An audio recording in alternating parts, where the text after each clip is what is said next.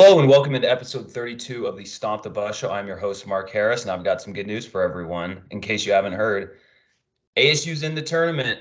We made it, Colton.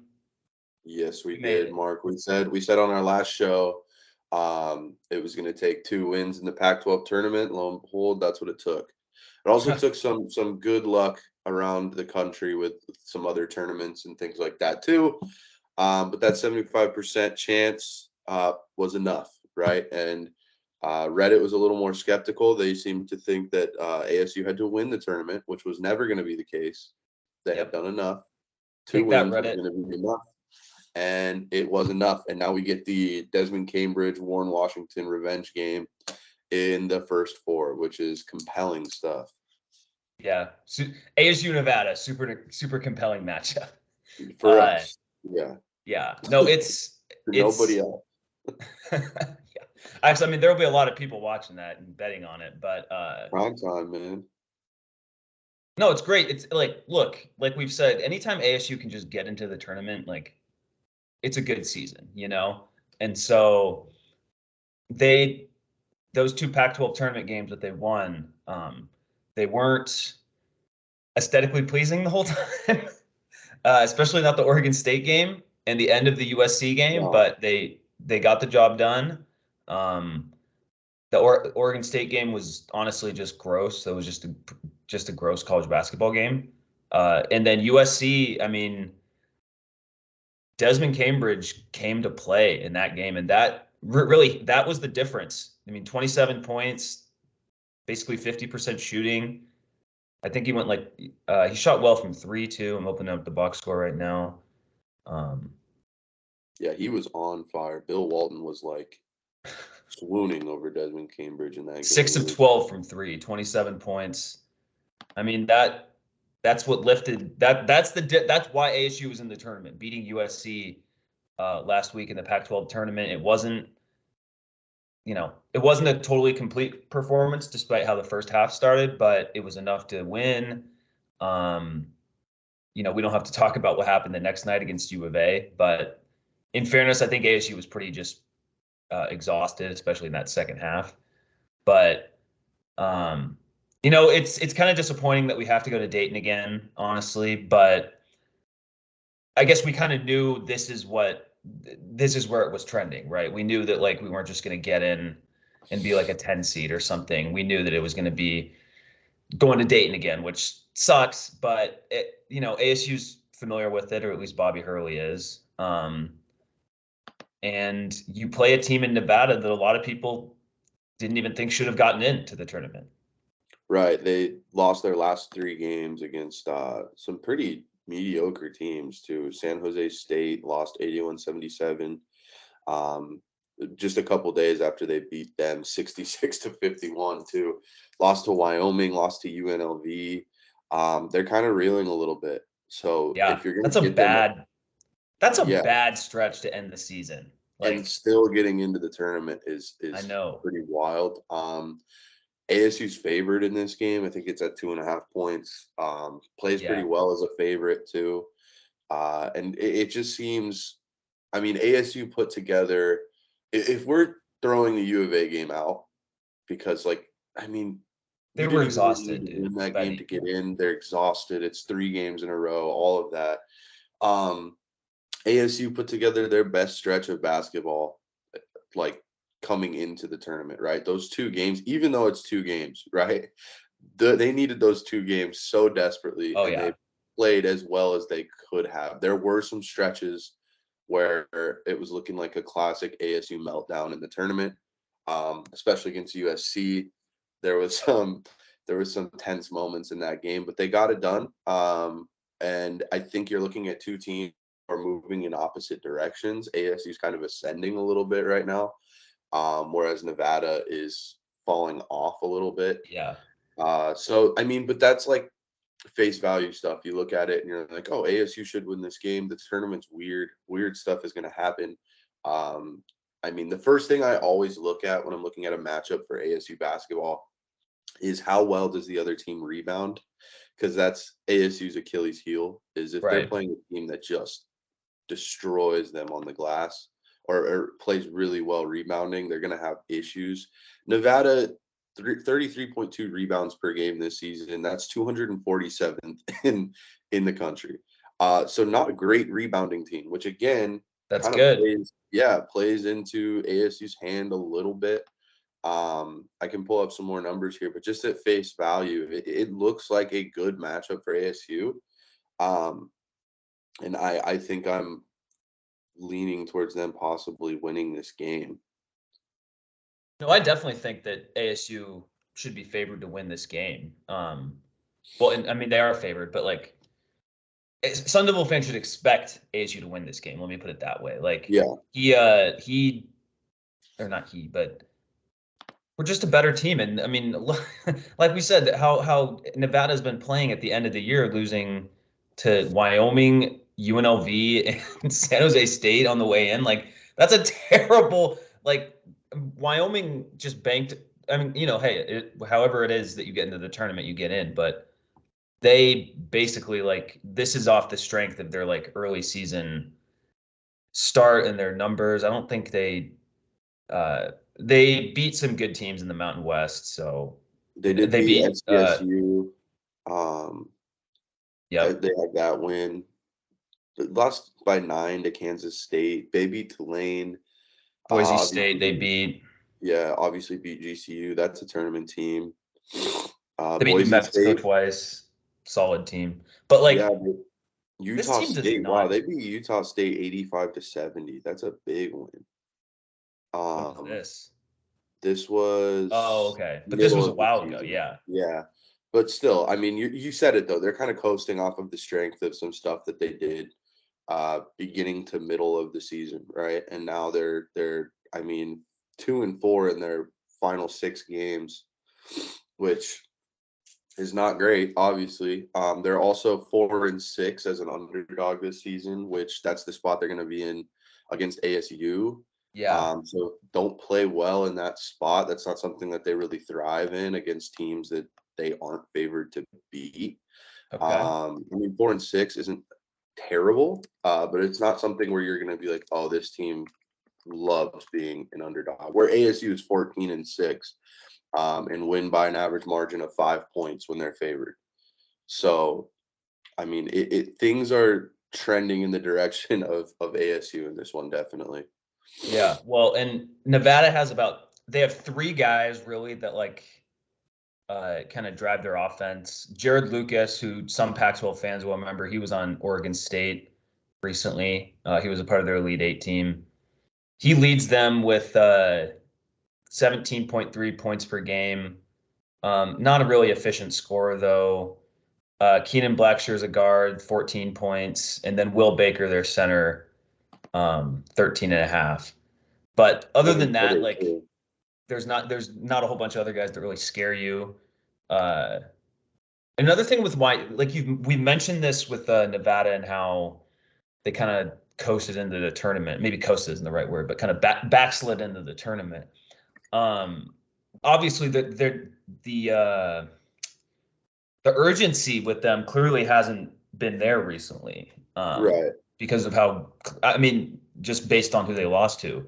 Whereas ASU, like ASU's been in urgent mode for like almost a month now. I Yeah. mean, after they lost that game to Colorado at home in February, I mean, they pretty much had to like they were in urgent mode since then, because they had to beat Utah, win on the road at U of A, and then I mean, I'm sure the goal going into the road LA school series was to get a split. They didn't do that, but and then in the tournament, obviously super urgent mode, and I mean, you saw that against USC Yeah. specifically. Yeah. That ASU was USC, the USC game was like, it had Desmond Cambridge, ascending to some sort of like having the potential to ascend to being like a March darling a little bit. Oh yeah. Like Oh one of yeah. those guys Desmond who Cambridge shows up has in the that. tournament. Yeah. Yeah. One of those guys who shows up in the tournament and just lights it up. Not like an Elite Eight Final Four run type of thing, but maybe a couple of games where it's like they're in the games and it's Yep. close and I don't know. I'm not projecting any sort of deep run. It just seems like Desmond Cambridge's trajectory right now is one that might lead to some very interesting games in a possible interesting run. I don't know how to say that without No, I get your saying it. point. Yeah, Yeah, like yeah, but that's how it feels. And I'm looking at these numbers right now too for as far as Nevada and foul trouble and things like that. Nevada is 259th in the country in personal fouls. They foul 18 times per game. So it's again going to come down to ASU hitting free throws, which they haven't been great at, right? no, It seems like everybody who gets to the line, if Frankie Collins in particular, anytime Frankie Collins gets to the line, I have no faith that you're he just is hoping even to get one. yeah, and I have no faith that he's even going to get one. Like, Right. so I'm hoping that this doesn't come down to like clutch free throws because I have no faith that they're going to be able to get that done. I mean, anytime Desmond Cambridge is on the line, though, like there's some guys where it's like, okay, it's good that he's DJ on the line. Horn. Yeah, DJ Horn. Those are the two guys I want on the line the most. If Right, but when Warren Washington gets fouled, it's like, okay, like we're yeah, gonna maybe pick up a point on this possession if we're lucky, right? So yeah, I mean, you're gonna have opportunities at the line. Nevada fouls a ton. It's just gonna be a matter of capitalizing on those and rebounding. Like that's the story in every game that we're going to look at, regardless of if this is the last one or however many more after this. Every game that we're going to look at is going to be like, does this team rebound well? Does this team foul a lot? That sort of thing. Um, so yeah, that's what I'm looking at here is kind of the story in this one. yeah. Trying to look up TCU real quick, see where they're at. Well, TCU, I don't know. I mean, their numbers are going to be way better than ours. They're just a really good team. I mean, they finished the season ranked in the top 25. Yeah. They are going to be without their starting center though. Their starting center Eddie Lampkin entering the transfer portal very recently, so he's not going to be on the team. If ASU plays them in the first round on Friday in Denver, so that's I mean TCU is still going to be a good team with or without him, but you need all the help you can get if you're ASU in that matchup. So Yeah. we'll see if ASU can even get that far. That would be You great. said But that's their starting center, TCU starting center. well, their former starting, yeah, their Yeah. former one. I mean, even then, they're not a great rebounding team. So that'll be interesting. That's actually a pretty big loss if their starting center is not playing. They're 112th in the country in rebounding. Or wait, no, I'm still on personal foul. Sorry, disregard everything that I said. But still, that's gonna be a pretty big storyline if ASU can advance. We cannot look ahead, especially with this team. Yeah, But naturally, a little bit you start to look at like, is that something they could possibly do against TCU? Who knows? We'll have to see how they play against Nevada, obviously. But I do think that, especially with like the identity of this team, right? I think they're scrappy and they have like this chip on their shoulder all the way from Bobby Hurley down, right? mm-hmm. Every time you watch Bobby Hurley during a game, he's just like berating the refs and screaming. It's like that attitude trickles down to the players, I feel like, you know, Yeah, and they're totally. a really, really scrappy team and they're gonna battle Yep. regardless of how ugly it might look at times. That they're gonna battle. And I think you take that mentality and you apply it to Desmond Cambridge and Warren Washington playing their former team. I know that that's kind of like, a cheesy thing to look at sometimes, but I think in this game, that's actually going to play a factor. Yeah. Oh, Like, of yeah, course I it think will. this team against this team, it's going to add some extra motivation for those guys. And if Desmond Cambridge is playing the way that he did against USC, Well, then which we he's win. going to Yeah. be motivated to do so, like I don't see any scenario where Nevada wins this game. Oh, totally, totally. So Um, yeah, like you were talking about how this team always like stays in the game. Like there have been a lot of games this year. Some of them ASU ended up losing close, but where it felt like, oh man, we're gonna get blown out, But they kept, staying in it, and some of that's that just U of A game. Yeah. Yeah. Well, yeah, the one we won, but even like the Oregon game where we lost, that game had a chance to get bigger uh deficit, or at USC where we lost Right. that one. Um I mean, but that USC game, to that point though, real quick, your point about like just clawing back into games, that USC game looked over. Like, I couldn't believe the way that they clawed back into that game. And I yeah, mean, it was going to take another desperation heave just to send it to overtime. I think they got a better look, but either way, the way that they battled back in that game, this is a very resilient team, and mhm, it seems like in March the bounces will go the way of those teams more often than not, right? The teams that aren't yeah, defeated and they're kind of battle tested a little bit, and definitely. they're upset. I feel like, like Yeah, everything about this team just indicates that they feel disrespected. They're kind of pissed off a little bit with how everything has gone, and that seems to be manifesting here at the end of the season, which is the best time for that to start rising to the top. So absolutely. Yeah. They're going to be a tough team to face. Tommy Lloyd, after ASU lost to U of A in the Pac-12 tournament, he was like, "I know if I'm playing them in the NCAA tournament, I'm not going to get a good night of sleep beforehand," or something along those lines. Where it's like yeah, ASU's like their athleticism, their defense, like that just will stress coaches out, and I'm sure that's what Steve Alford's dealing with right now with Nevada. Um, and that's kind of, as an ASU fan, that's like, okay, like if we are going to win a few games in this tournament, like that's going to be why, it's yeah, going to be forcing turnovers and hitting a few, timely threes, and um, just finding a way to win. And I mean, look, ASU has 22 wins. It's not it. We were a few bad losses away from probably getting in this tournament really easily. mhm, Like, so, which is annoying, but it is what it is. So, this team, look, we were critical of not really the team, but kind of Hurley last week, because look, this time, Tuesday of last week, we didn't have any idea of what was going to happen. yeah. Uh, so, It was gonna take more. Like, we were at a point where they had to do something that a lot of people didn't think they were going to do, yep, which was beat USC in the second round. They ended up doing it, and yep, here we are.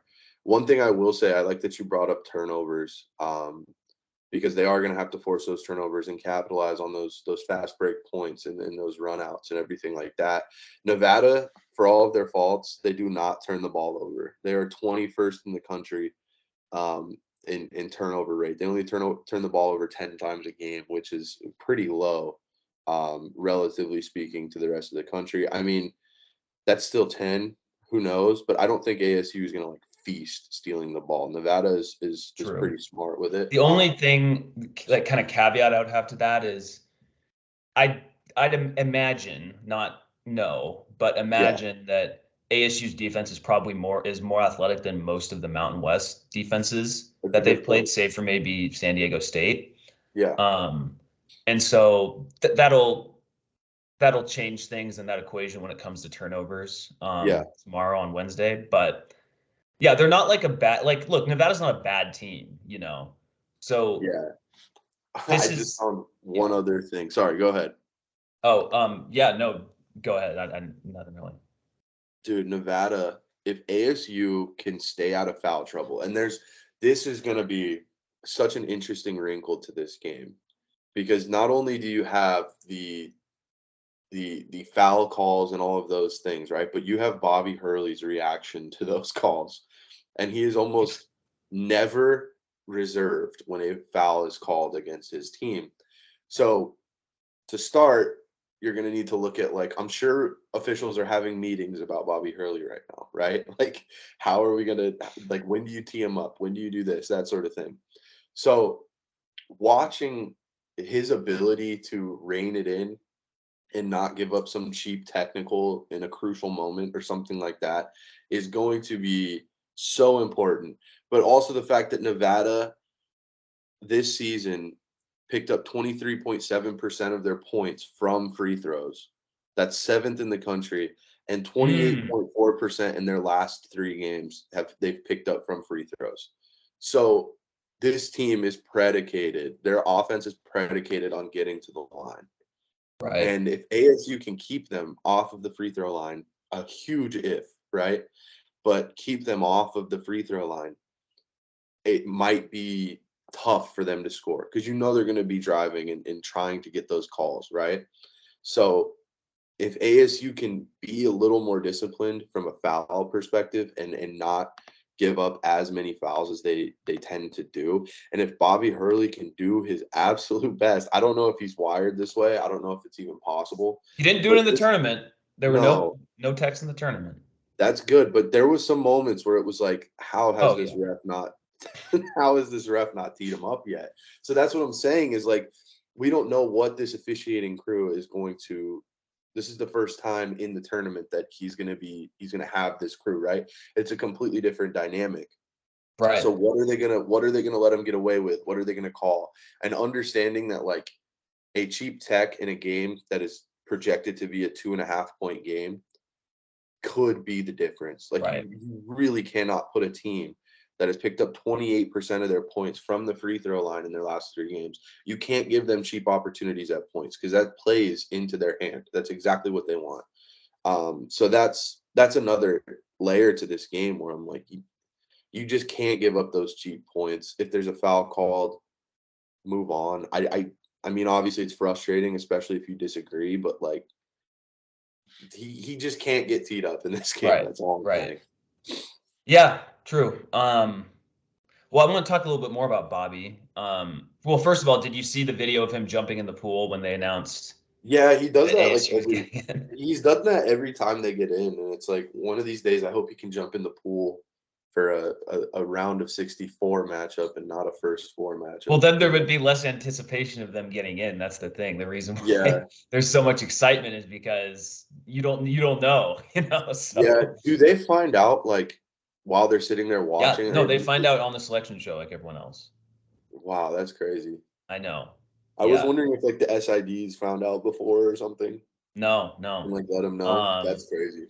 Well, and it's, if you were watching the selection show on Sunday, obviously the Pitt Mississippi State matchup gets announced first, and so as an ASU fan, you're like, oh no, but then it's like, there's still one more of the double 11s to go, and then we get called.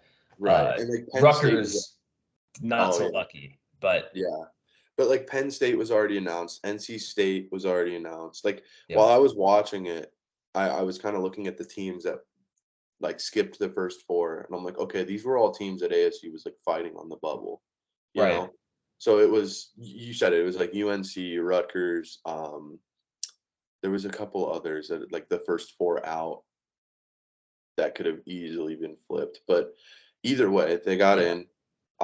Which was great. But that's cool that they find out like on the show. They have to like, so all of those. Well, it's cool and it's not cool, I guess. But well, yeah, if you don't see your name pop up and you have all these people at your house and it's like, okay, go, like, what do we do now? I guess I'm not jumping in the pool.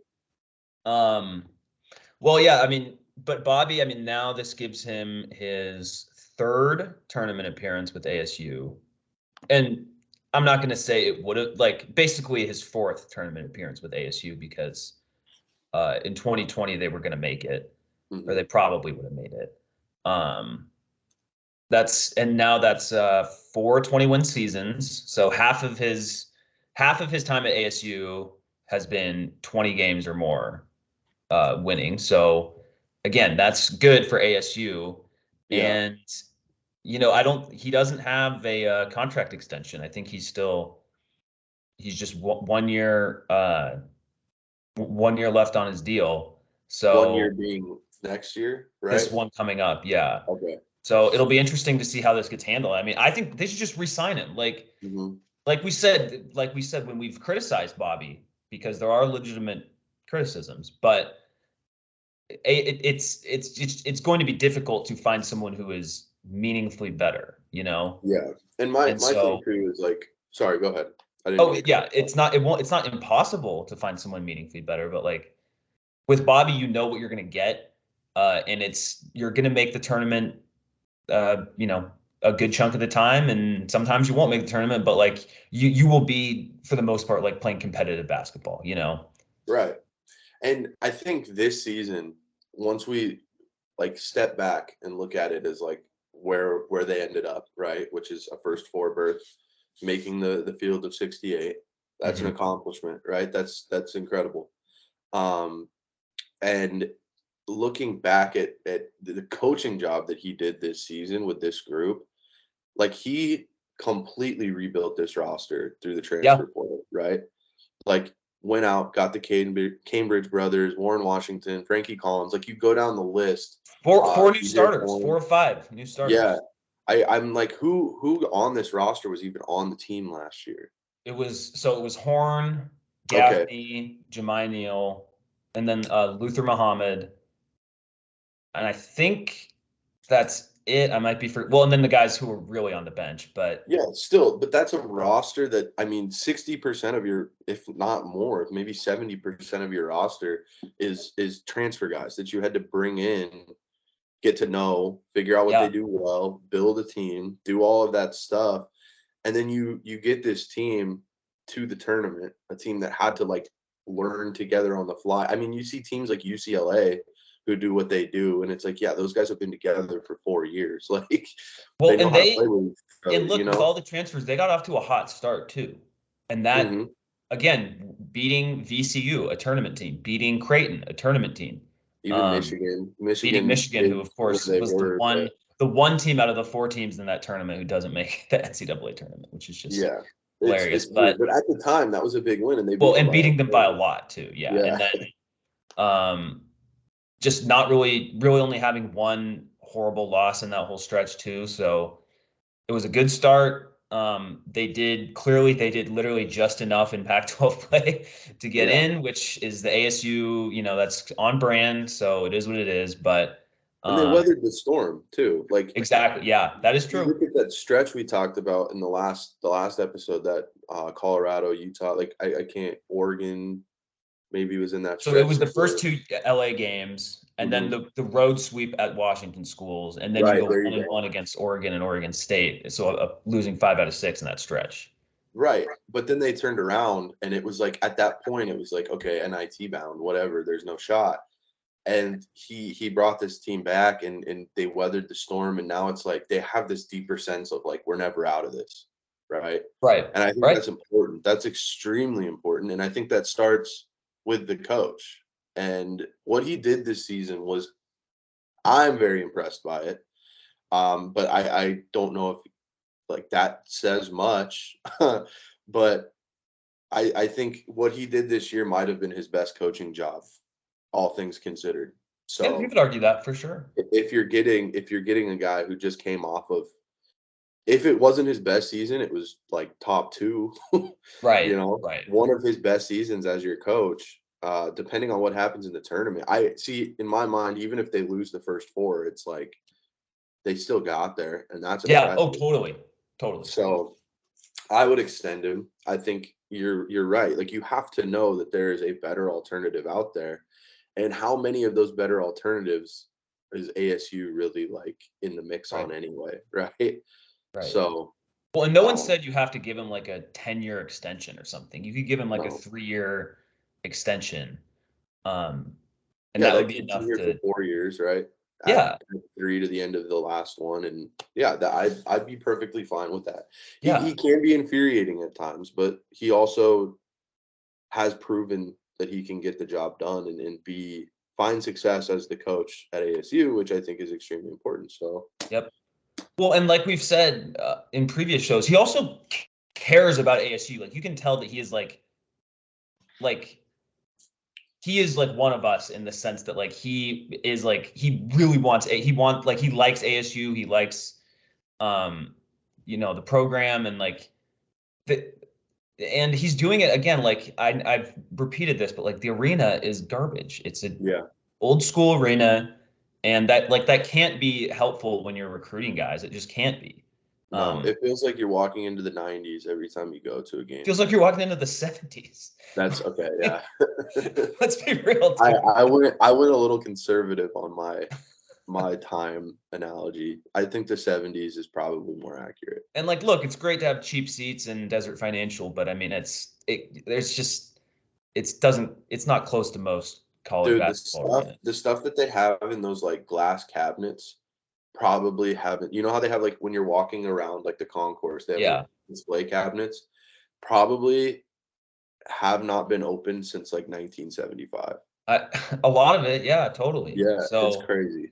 but like that's part of when you're judging Hurley, that's part of the calculus. You can't just simply like even look at wins or I mean, there's just a lot of I don't want to say obstacles at ASU, but like hidden challenges, I'd say. Where like if he were at like there's rumors of him going back to like an East Coast school. It's like maybe if you're at a school where like basketball is the number one thing, it's an easier job, But Mhm. on the flip side, maybe that job is more difficult because there's more pressure. So, um, I just and I think it feels like ASU fans are like rooting for Bobby to like to keep doing well enough for him to be the coach. Yeah. No, he's a fun guy to watch because he cares so much, for better or Yeah. worse sometimes. Like, And you can tell the players really like him too. Like, yeah, yeah. even though he And screams at them on the court, it's clearly one of those deals where it's like, okay, he's screaming at me on the court, but like, we all know that like he actually likes us and stuff. So right, right. If you have that respect with somebody, that level of respect where like they don't take that personally, they take it as like constructive, even when you said it, like when he's screaming at him or whatever he's doing, it's like there's an unspoken understanding that like none of this is personal and we're all striving for the same thing. And like right. when that is understood between players and coaches, I think that's when you get that like that level of synergy that propels them through that stretch, that lost 5 of 6 stretch. Like if they didn't like Bobby, the season would have been over. Like, if Yeah, they didn't wanna play for Bobby, it wouldn't have mattered, totally. and these are Totally. transfer guys that coulda just checked out. Like, this is 1 year here, right? They coulda easily just been like, "Alright, whatever. We'll go out and play ball and then call it a year," but, like, it wasn't like that. They battled and they fought back, and now we're here. So, I don't know. In terms of Bobby, as frustrating as he can be sometimes during those stretches, it's like like his players, he is never really out of something. That's what Yeah. I think that's what we've gathered in watching him for the time that he's been here, but Yeah. So hopefully he gets retained. He sticks around for a bit. Because as ASU fans, we shouldn't just be like, oh, we're in the tournament, like great, like it's no big deal. It's like no, like enjoy it, like soak this week up, like hopefully it's a full week and we get to play TCU at the end of it. But um, just get in the tournament. He's done that basically half the time he's been here, and so it's hard to like know that you'll do better. So, um, any other basketball thoughts before we kind of wrap this up, Colton? not really. I'm looking forward to it. It'll be a fun game. I always like when because like the first Thursday is always my favorite sports day of the year. Like Right. I love that first Thursday. And by the time like if there's not games in the first four that you care about, this week can feel excruciatingly long trying to get to Thursday. It's So a tease. I'm happy that I get a little taste on Wednesday night of basketball that I care about. And I mean, when you got some skin in the game, right? All of it matters. Texas A&M Corpus Crispy the Corpus Christi over is going to be pretty juicy too. Ooh, Um, but I think that game's today at like 3. But yeah. either way, I mean, ASU basketball in March, it's going to be awesome. We haven't gotten to see this since the St. John's first four, right? Dude, that was the year after we graduated college in I 2019. know That was a that's long time crazy, and ago. they would have been in 2020 too. Yeah. That I completely agree. I think they were like a 2 seed in the Pac-12 tournament that year or something. Yeah, and they on bracketology, I remember seeing them like as a 10 seed. So like they would have been in. But Yeah. anyway. Um Still, great for them to be back. I mean, watching them in the first four is I have very fond memories of those games back at the Boulevard. So I'm excited that they're coming back, and I'll get to have another one of those nights. There we go. Well, yeah, before we sign off, I mean, I just came to me, but like special thank you to literally Desmond Cambridge Jr. because in the two most pivotal games of the year, he showed up to play, whether it be in Tucson, he had a good game and then obviously hit the great shot to win it. And then against USC last week, I mean, look, the fact that ASU was the second to last team in the tournament shows how big beating USC was in that game. That was Right. literally the hinge point on our season. So Desmond Yeah, Cambridge, like literally powered this team to the tournament. 100%. If he does not hit that shot against U of A, we're not having this Oh, not conversation. even no. Yeah. So No. he is the reason they're in. So I hope he can keep it rolling. I think I he's do gonna too, yeah. be if he can get 2 or 3 games in this tournament, he's gonna become like the darling of March. Right. He just has that Totally. written all over him. He's just a stud, and I can't wait to see what he does tomorrow. Yeah, I agree. It's gonna wrap up our episode. There's obviously spring football starts today. I've been seeing some of that on Twitter, and there's, we're still waiting for the Pac-12 media deal, but gonna touch on that stuff next episode. And hey, hopefully ASU is still playing when we record next week. So with that, Yeah. go Devils.